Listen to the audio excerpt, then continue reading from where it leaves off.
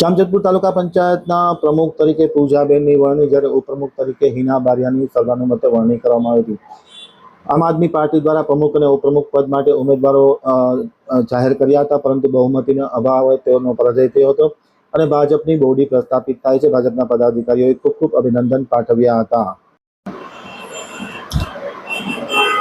જામજોધપુર તાલુકા પંચાયતના પ્રમુખ ઉપપ્રમુખની વરણી માટે આજે ચૂંટણી યોજવામાં આવી હતી। ચૂંટણી અધિકારી દ્વારા ભાજપમાંથી પ્રમુખ માટેના પૂજાબેન મોરીએ ઉમેદવારી નોંધાવી હતી। ઉપપ્રમુખ માટે હિનાબેન બારિયાએ ઉમેદવારી નોંધાવી હતી। દરમિયાનમાં સામે વિપક્ષીઓ દ્વારા પણ પોતાના પ્રમુખ અને ઉપપ્રમુખની ઉમેદવારી યોજવામાં આવી હતી। દરમિયાનમાં તાલુકા પંચાયતના પ્રમુખ અને ઉપપ્રમુખ માટે ચૂંટણી યોજવામાં આવી હતી। આખરે ચૂંટણી થતાં ભાજપના પૂજાબેન મોરી પ્રમુખ પદે ચૂંટાઈ આવ્યા હતા, જ્યારે ઉપપ્રમુખ પદે હિનાબેન બારિયા ચૂંટાઈ આવ્યા હતા। બંનેને ચૂંટાયેલા ચૂંટણી અધિકારીએ જાહેર કર્યા હતા।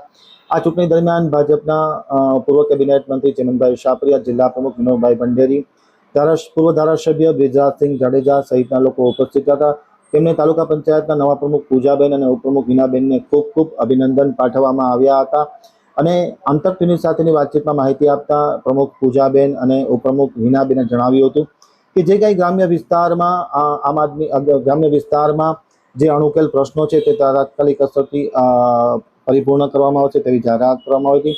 દરમિયાનમાં જામજોધપુરના આમ આદમી પાર્ટીના ધારાસભ્ય હર્ષદ ખવાએ પણ પોતાના ઉમેદવારો ઊભા રાખ્યા હતા, પરંતુ બહુમતી નહીં હોવાના કારણે તેમનો પરાજય થયો હતો અને ભાજપની બોડી પ્રસ્થાપિત થઈ છે।